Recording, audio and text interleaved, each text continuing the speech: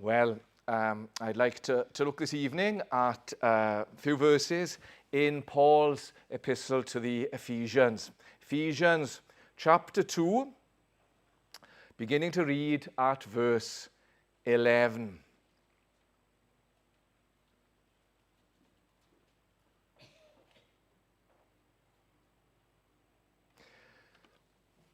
Therefore, remember that at one time you Gentiles in the flesh, called the uncircumcision by what is called the circumcision, which is made in the flesh by hands, remember that you were at that time separated from Christ, alienated from the commonwealth to the covenants of promise, having no hope and without God in the world.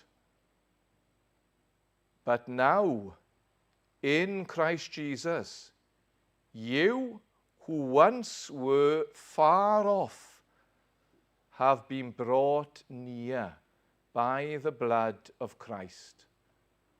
For he himself is our peace, who has made us both one and has broken down in his flesh the dividing wall of hostility by abolishing the law of commandments expressed in ordinances, that he might create in himself one new man in place of the two, so making peace, and might reconcile us both to God in one body through the cross, thereby killing the hostility. And he came and preached peace to you who were far off, and peace to those who were near. For through him we both have access in one Spirit to the Father. So then you are no longer strangers and aliens, but you are fellow citizens with the saints and members of the household of God, built on the foundation of the apostles and prophets, Christ Jesus himself being the cornerstone, in whom the whole structure being joined together grows into a holy temple in the Lord. In him you also are being built together unto a dwelling place for God by the Spirit. And I'd like this evening to look particularly at verse 13 of Ephesians chapter 2. But now, in Christ Jesus, you who once were far off have been brought near by the blood of Christ. Well, dear friends, over the last few years, I've had the honor of bringing God's word to you on, if you can count this one, 5 different occasions in 4 different locations. The old vestry, the old chapel, the Ysgol of Erwen, and here now in Parc Dewi Sant. And on those 5 different occasions, if you include this one, 4 have been in Paul's epistle to the Ephesians. And some of you, perhaps who've been here for all those occasions, may be saying to yourselves, well, he must like Ephesians. Wow, you are quick. You've got it. My grandfather was a coal miner, and in Ysgedwyn Colliery, in the upper reaches of the Swansea Valley, and one feature of Ysgedwyn Colliery was what they called Gwythien Naw, which is there was a 9-foot coal seam of Welsh anthracite coal. My grandfather was a big man. When he began working underground, he had to crawl in. Well, there he was now with this 9-foot coal seam. And as you can probably guess from my hands, I've never been anywhere near a coal mine in my life.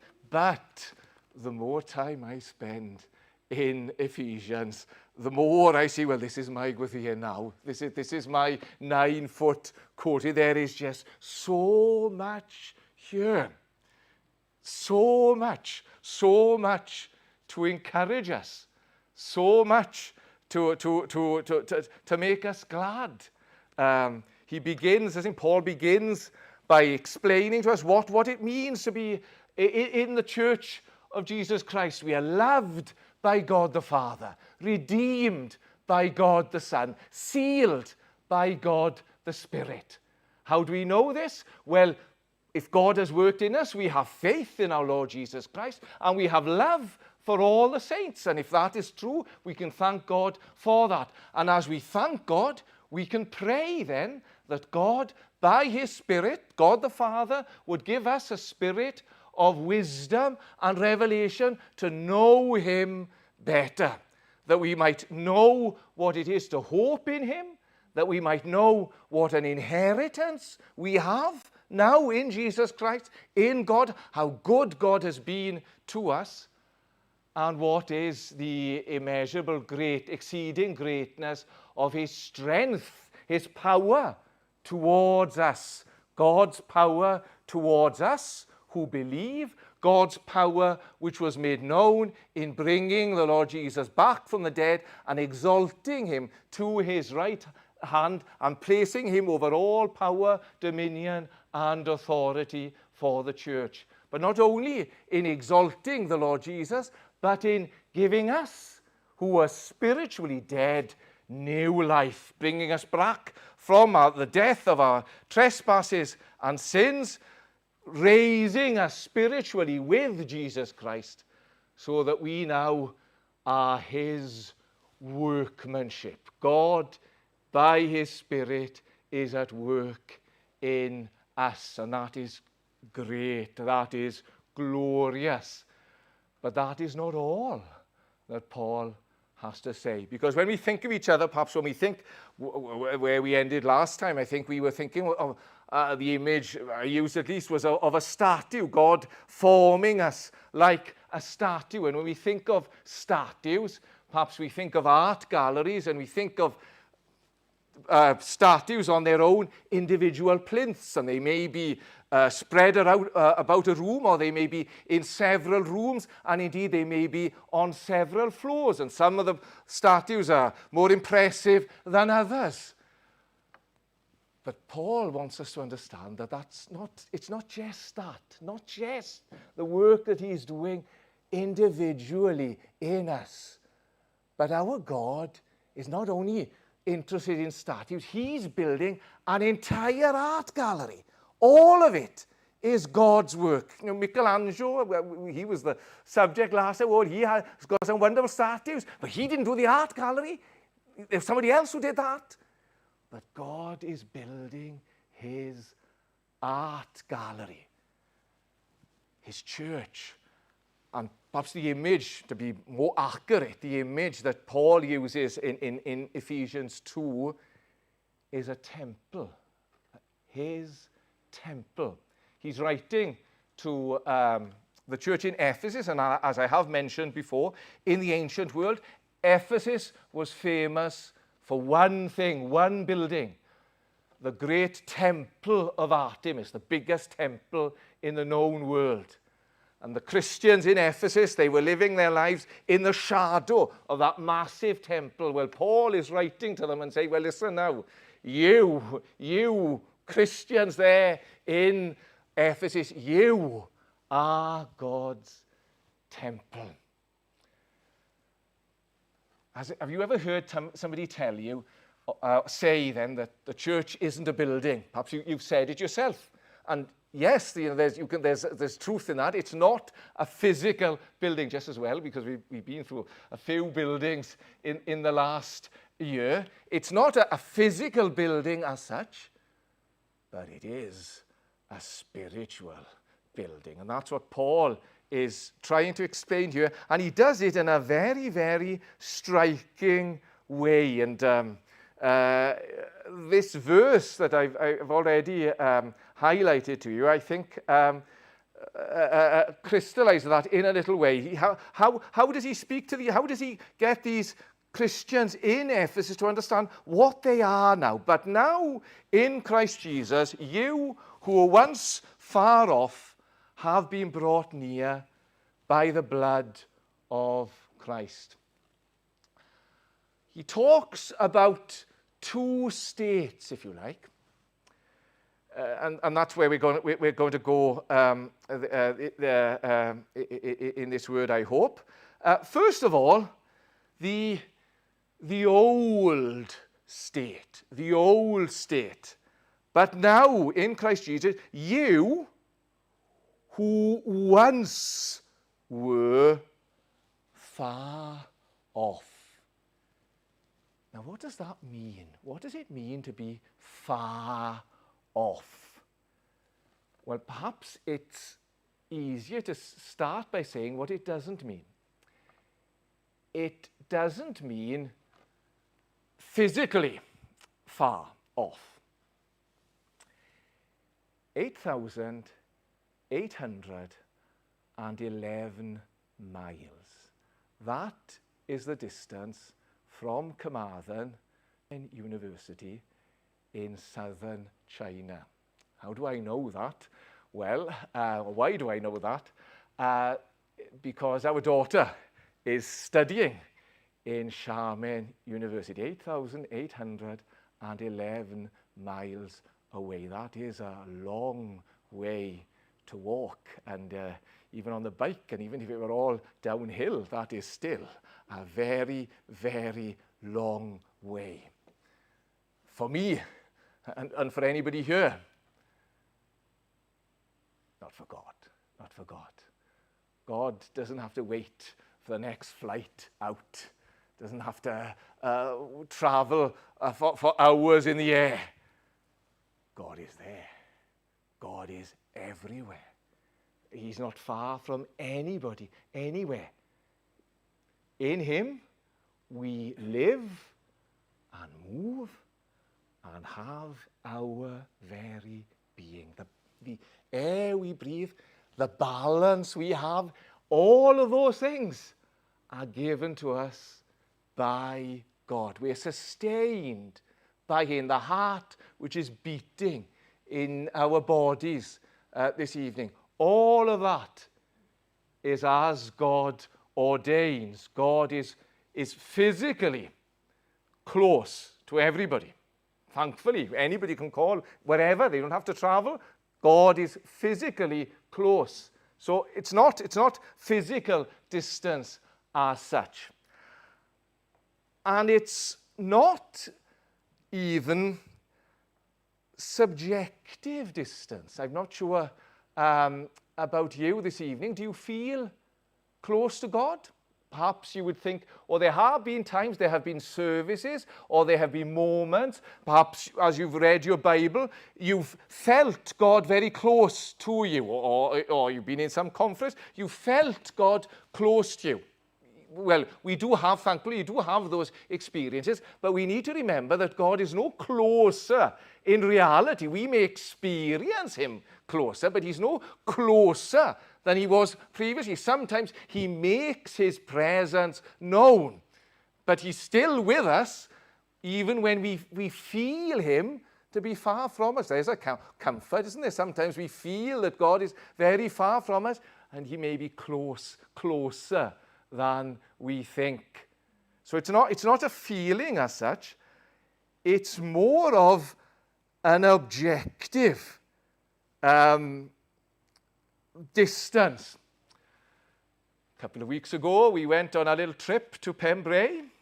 Everything went well. The weather was well. Everybody enjoyed, I hope. No complaints so far. We didn't leave anybody behind. No sunburn this year like last time. We're very pleased with that. Everything was going fine. As you go, if you've been to Pembrey Country Park, you know you pay for the parking. as you go out, put your car details in, pay what you owe, and then you go up to the barrier, and the barrier opens. Well, not for us.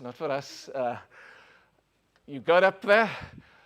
The worst thing, of course, was that I was driving, but who was in the back? But Denise, Katrina, and Lenora, and Maxine was in the front. Now, the road was physically close. It was there. And we felt we should have gone through like everybody else. We were convinced, that we had paid, and even we double-checked. Yes, we had paid. Everything had gone in. We had paid, but there was some issue with the barrier. You can see Lenora and Denise are here tonight, so it has a happy ending, but the barrier was down. No matter how we felt, no matter how physically close we were, the barrier wouldn't budge. Well, there is something of that here. Something of that. Paul is writing to Christians of a non-Jewish background. You Gentiles, he calls them in verse 11. You Gentiles in the flesh. And there were barriers to teach them that they were on the other side of God's barrier, on the wrong side, on the side which wouldn't open for them. You were Gentiles, you were born Gentiles. From their birth, they were on the wrong side of the barrier, called the uncircumcision. That's how the Jewish people refer to. They're uncircumcised. They haven't received the sign which was given to Abraham as a seal of the promise that was given to him. They were beyond that promise, which is made in the flesh by hands. And you were at that time, and he says, separated from Christ, from all the promises concerning Christ, which had been given to the Jewish people, to the descendants of Abraham. Alienated from the commonwealth of Israel. Yeah, you were foreigners, immigrants. You had no right to be with the people of Israel. Even if you thought that the God of Israel was the true God and you wanted to worship him in the temple, you couldn't go all the way. You had to stay on the outside as if to rub it in. You were second-class citizens at best. You were on the outside. You were far from God. Alienated from the commonwealth of Israel, strangers to the covenants of promise. There were promises, but they weren't promises for you. They were given to the people of Israel, and they didn't seem to apply to you. You had no hope in God, without God in the world. That was their natural condition. What did Paul want them to do? Therefore, remember. That is where you were. You were on the outside. You had no rights. You were beyond the pale. You had nothing to expect. You had no hope. You were strangers. Remember that. Remember. Don't forget that. Remember, that is what you were. That will help you understand then the wonder of the new state. The old state, now you who once were far off have been brought near. You were far, but you've been brought near. You were strangers, but now you're strangers no more. You were excluded from the promises, now you're in the promises. You had no hope, now you have hope. You had no God, now you have God. You've been you're near. There's a change. And that is the wonder of the gospel. Perhaps some of us have been Christians for such a long time that we just take all that for granted. We say, we want something else now. Give us something a bit more esoteric, a bit more complicated than that. No, we need to remember. We need to marvel at what has happened. That people who were far, every one of us naturally should be far from God. But somehow we now are near. There's cause for thanks there, and there's cause for hope, because all of us know people this evening who are far from God. All of us probably have people that we've been praying for many years, and perhaps we've even given up praying. It's been so long, it's been so distressing for us that we've decided that there we are. They've made their choice, and that's it. They've hardened themselves, and there's no hope for them. Well, there is hope. There is hope. People who are far off can be made near. We can carry on praying, we can carry on preaching, we can carry on seeking as God helps us to bring some help to them perhaps in their circumstances. So that's the new state. Thirdly is the change of state. Yes, there's an old state. We were far from God. There's a new state. We're near. How do we change? How does the change come about? And again, we need to be on our guard here because sometimes people can people can realize that they're far from God and they need to be close, and they think, well, what we need to do is we need to do something to get a bit closer to God. We need to be a bit more serious in our Christian lives. We need to pray more. We need to help more people. We need to give more to charity.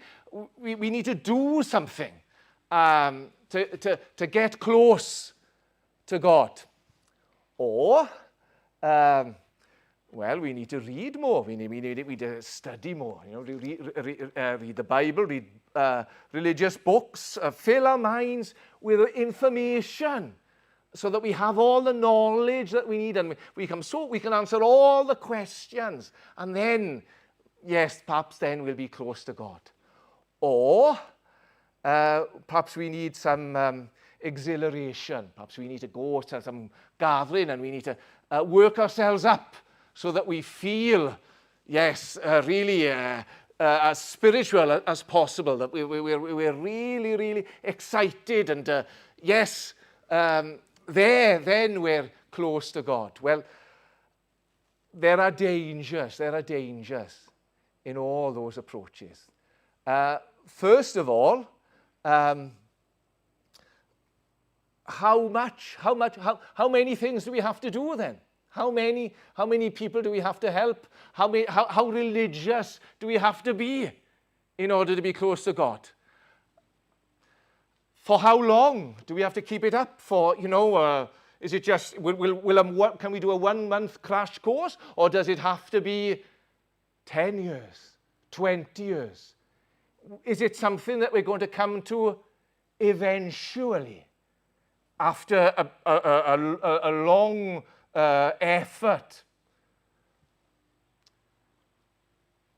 But the greatest, perhaps, objection to that's not what Paul says here, is it? He doesn't say, you are making yourselves, you who once were far off have made yourselves, or are even making yourselves near. Now, not in 10 years' time, not after the 6-month crash course. Now in Christ Jesus, you who once were far off have been brought. You didn't bring yourselves, you were brought. God has brought you. The only way you can get near to God is for the God who is near to every one of us physically, for him to bring you to himself. For him to bring you to himself. And how does he bring you to himself? Well, listen again to verse 13. But now, in Christ Jesus. Not in the crash course, not in the 10-year effort. In Christ Jesus. Through Jesus Christ, God brings us to himself. And what does that mean? Does that mean that we have some vision of Jesus and then we're brought near to God? Well, listen again to verse 13. Paul explains. He doesn't leave any doubt over what he means. But now in Christ Jesus, you who once were far off have been brought near by the blood of Christ. By the blood. Jesus Christ, God's Son, was born of a virgin, took flesh. He lived among us. He taught many things, did many good deeds, performed many miracles.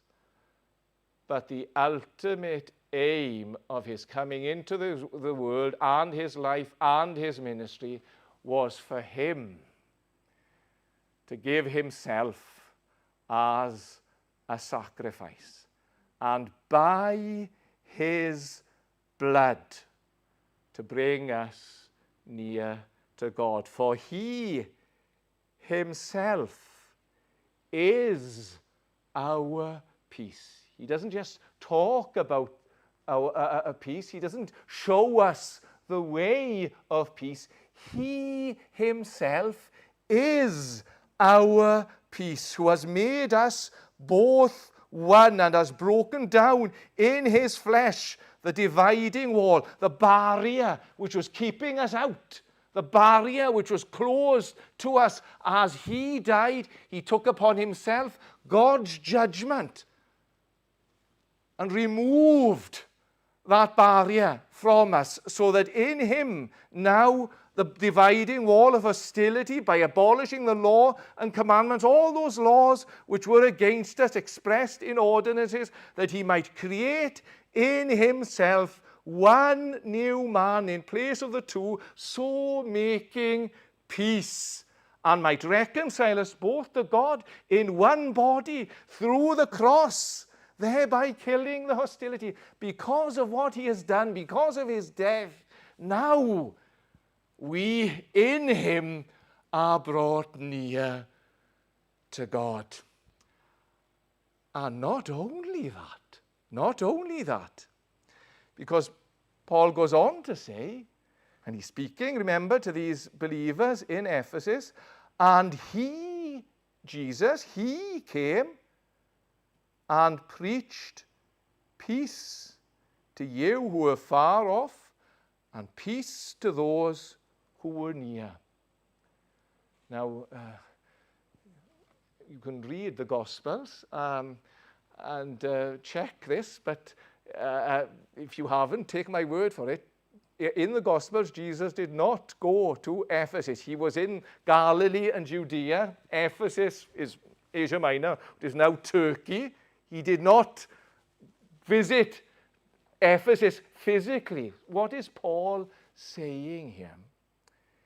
He's saying, as the gospel came to Ephesus, as Paul and those who labored with him brought the gospel to Ephesus, as people heard about what Christ had done and who Jesus was, and as they believed in him, Jesus was preaching in Ephesus. It's a wonderful thought, isn't it? A wonderful thought.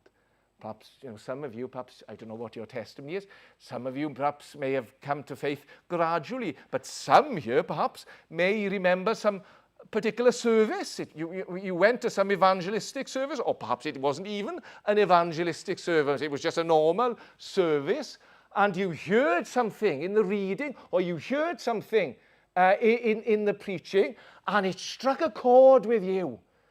And you'll never forget. You'll always thank God for that person, that man who brought that word to you. Well, yes, by all means, thank God for that man who brought that word to you. But remember who was speaking through that man who brought God's word to you. He came and preached peace to you. Jesus himself came and preached peace to you who were far and to those who were near. For through him now, we both have access in one Spirit to the Father. Through Jesus Christ, by his Spirit, we have access to the Father. The change of state, the wonderful, wonderful change of state. And there's one other thing I'd like to say in addition to that. We've looked at the old state, the new state, the change of state, and lastly, your state. Your state. But now, in Christ Jesus, you, who once were far off, have been brought near by the blood of Christ. Is that you? And there is a warning, a very, very sober warning in Scripture. We can think ourselves to be very close to God, when in reality we are far, spiritually far from him. This is the warning, perhaps one of the big warnings as we look at the history of the Jews. But you think of the Lord Jesus when he was speaking to the religious leaders in his day, and he quoted from Isaiah, the prophet, of course, in the Old Testament, and told them that these people draw near to me with their lips, but their hearts are far from me. They think they're drawing near, they think they're close to me, but in reality they are very, very far. And that's not just, of course, a warning for Jewish people. That can be a warning for us all. We can adopt a Christian veneer. We can fit in. We can say perhaps the right things. We can even preach, perhaps. But our hearts may be very, very far, and God knows. Even if we can be deceived, God knows. God sees our hearts. That's the warning. But there's another side in Scripture. There is also comfort. We may think ourselves very, very far from God, when perhaps we're closer than we think. The Lord Jesus, he gave a parable, didn't he, in Luke's Gospel, and said that there were two men who went to pray in the temple, and one was a Pharisee, and he prayed to himself, and he thanked God that he wasn't like other men, and he listed all the things that he was doing, and how much better he was than so many others, including the tax collector who had dared enter the temple presence. And then that little tax collector behind him. And Jesus said he couldn't even come close. He would stand from afar and beat his breast. And all he could say was, "Oh God, be merciful to me, a sinner." And Jesus said, that man had his prayer answered. That man was the one God listened to. He had nothing to say to the other man. It was that man who was looking to him in his wretchedness, in his need, looking for mercy. Oh God, be merciful to me, a sinner. And you may feel perhaps that you're just clinging on. You look at everybody around you and everybody else seems to have got it all sorted. They've got so much Bible knowledge, so much experience, so many gifts, all these other things, and they just leave you breathless and you feel hopeless. And all you can say is, Jesus, help me. Well, if that is a sincere prayer from your heart, there is hope for you. You may be closer than you think. Oh God, be merciful to me, a sinner. And it would be tempting, perhaps, to finish there. It would be tempting for us to say, well, yes, there we are. So long as I've just got the bare minimum. That's what I want is just nothing special, nothing fancy, just a little faith and a little assurance, or perhaps not much assurance, but just a little assurance and a little comfort. Well, God has more to give than that. Yes, a little faith, true faith in Jesus Christ. If it's looking to him and resting in him, a little faith will save. But God has so much more to give. And now we come back. We started talking about the building. And perhaps some of you say, well, what's happened to the building? We've been talking about being far, being close. Well, now perhaps it's as well that we can bring that in a little. And when we think about the church, sometimes we can think, oh, okay, I like the comforts of Christianity. I like the encouragements of Christianity, but the church, well, that might be perhaps an optional extra at best. My life is so busy. I've got so many things going on. Why should I bother with the church? Give me a break, perhaps. I don't know. I don't know what's going on in your minds. Well, I don't want to put any pressure on anybody. I don't want to tell anybody here what you should do. What I would like to do, and if the Holy Spirit could help me to do that, I'd be most grateful, is to whet our appetites a little. That we might realize not what we ought to do, but what we can receive. We may have a little faith. We can have a strong faith. We may have a little joy occasionally. We can have a greater joy. We may have known perhaps some strength, perhaps fluctuating, but we can know more strength. We may have a little hope. We can know more hope. And where do we find that? In the church. In the church. And it's interesting how it's not just that we can find it and that we can receive it, but we have a right to these blessings. This is how Paul puts it, isn't it? So then, speaking to them now that they've been brought near, verse 19, so then, you are no longer strangers and aliens, you're no longer outsiders, but you are fellow citizens with the saints. You have a new citizenship. Perhaps I should hand over to Mark here, who can explain the ins and outs of the British citizenship process.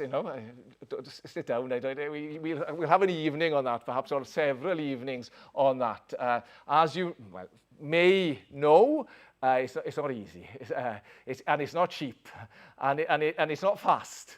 And I dread to think how many forms they've had to fill in and how many pieces of documentation Mark and Michaela have had to provide as part of that process. But thankfully, it's behind you now. It's behind you.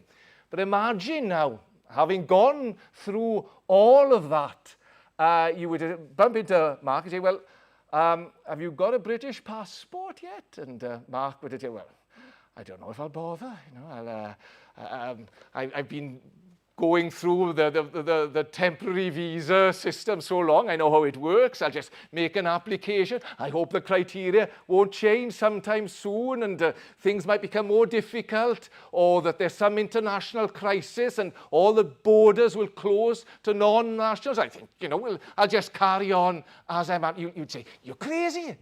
You've got the right now to a British passport, and you've got the right to all the privileges a British citizen has. And if you are a believer in Jesus Christ, so do you.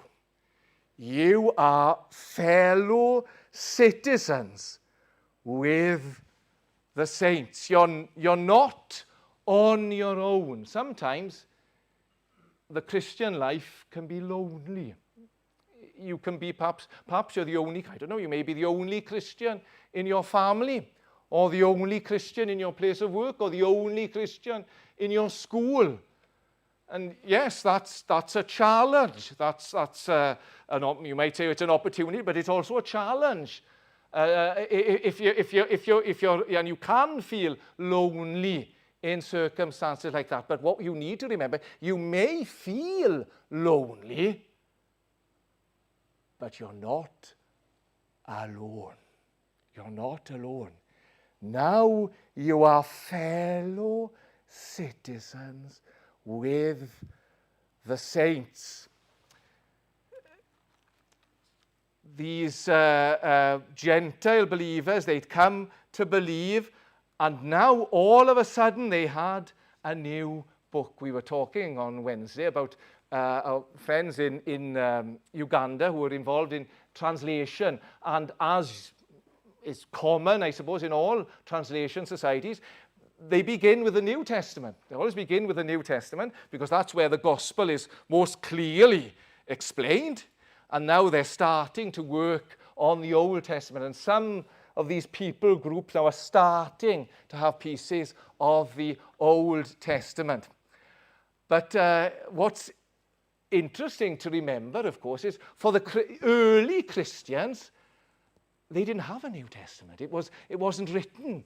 It was being written, including the Epistle to the Ephesians. It was being written as they were converted, as they were gathered into churches. What they had was what they called the Scriptures, but what we call the Old Testament. And now they saw they were fellow citizens. Yes, they were by faith children of Abraham. Yes, they could look to the promises given to David as promises to their Messiah as well. They were one in him. They could sing the Psalms as God's people in Jesus Christ. They had these people, they had these saints as an illustration and an encouragement to them. And so do we. And we, of course, we have the New Testament as well. We have all the encouragements of the New Testament. And not just the New Testament. We can look back over centuries of people who have gone before us. We're not the first to believe. For all the saints who from their labours rest, who thee before the world, by faith before the world confessed, thy name, O Jesus, be forever blessed. Alleluia, alleluia. Thou wast their rock, their fortress, and their might. Thou, Lord, their captain in the well-fought fight. Thou in the darkness drear, their one true light. Yes, they've been there before us. Hallelujah. Hallelujah. And when the strife is fierce, the warfare long, steals on our ear the distant triumph song. They've gone before us, and hearts are brave again, and arms are strong. Hallelujah. Hallelujah. We have those, the saints of the ages. And we don't just have the saints of the ages, of course. We have now the saints scattered through all the world. We've got friends with us this evening. We had friends with us this morning. Some of us perhaps will be in different churches over the summer. We have friends for whom we pray in various countries and with whom we partner in the gospel. We have people that we've never met who are being persecuted for their faith, who we remember. We're part of this one great family. We've got different nations represented here even this evening in our small fellowship. We're part of that. Yes, there's great encouragement there. We are not on our own. But the doorway to all those encouragements starts here. It starts here.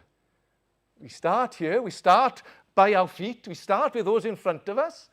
Start with perhaps the differences that we've got, all the different experiences, all the different ages, different degrees of maturity, different levels of spiritual insight, all those other things, all the different gifts that we have. We start there.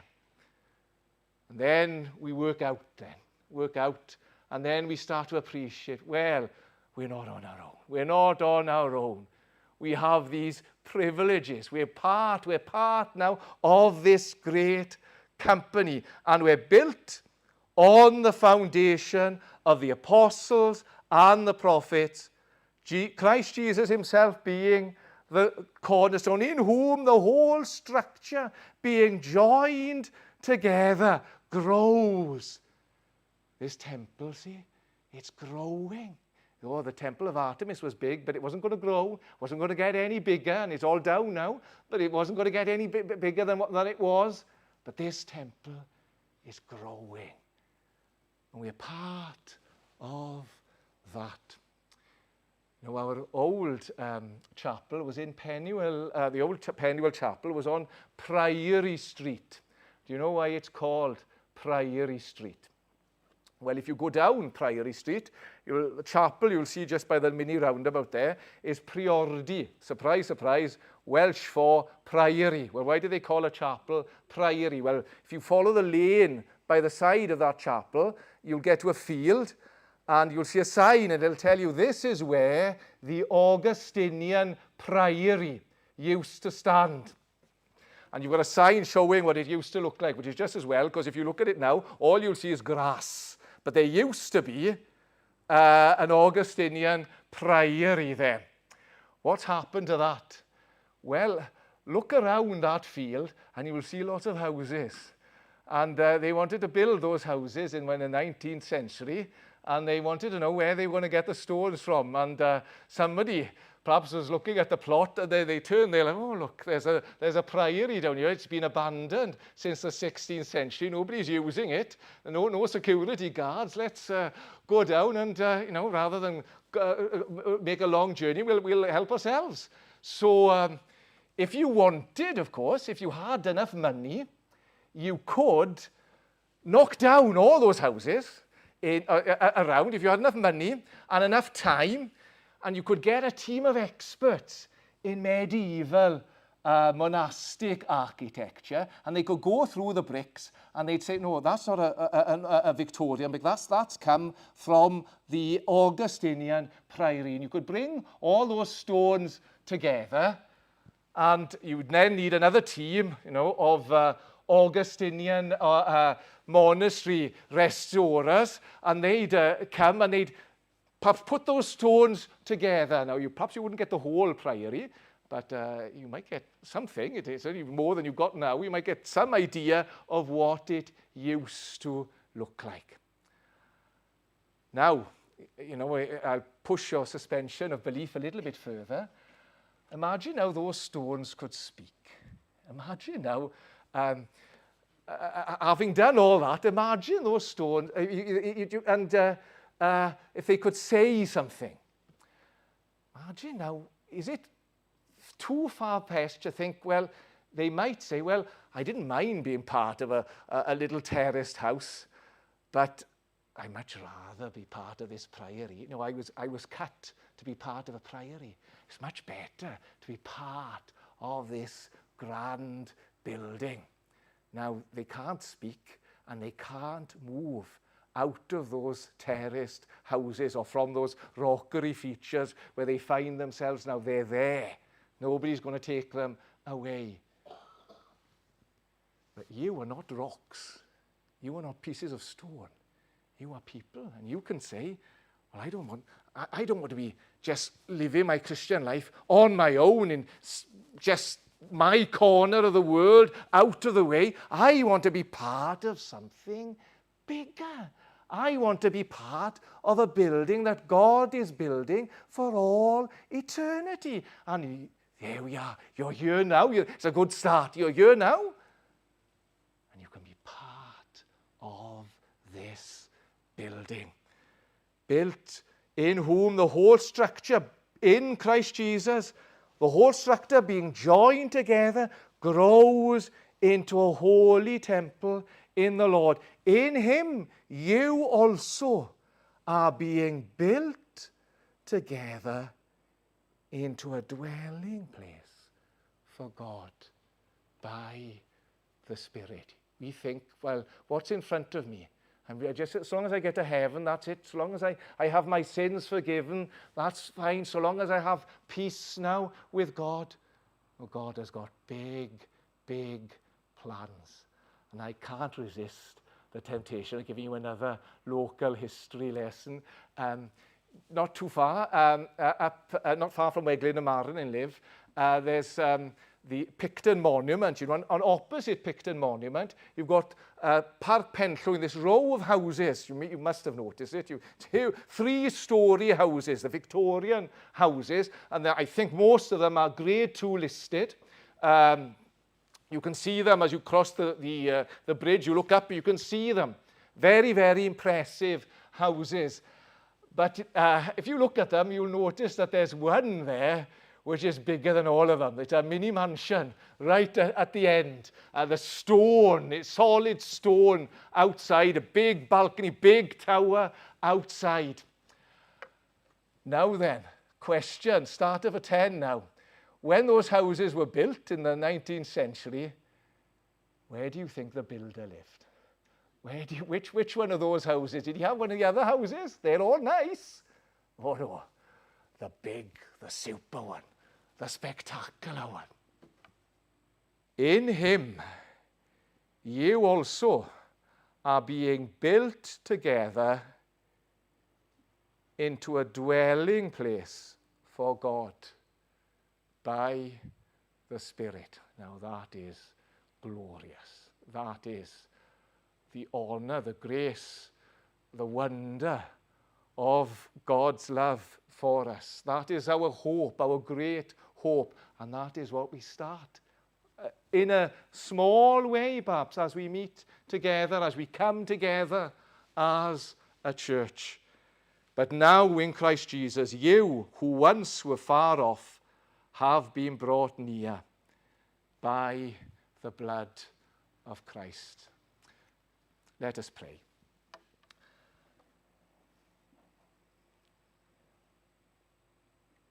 Our Heavenly Father, we marvel at your ways. We marvel at your grace. We marvel at how good you have been to us in Jesus Christ. We marvel at the blessings we have known as individuals, and we marvel still more at those that you have prepared for us as your people. We pray that you would build your church in our midst, that you would bring us closer together, and as we enjoy more fellowship one with another, so we might already begin to anticipate that great day when people from every tribe, kindred, and tongue shall be gathered before your throne, giving praise to him who sits on the throne and to the Lamb. Amen.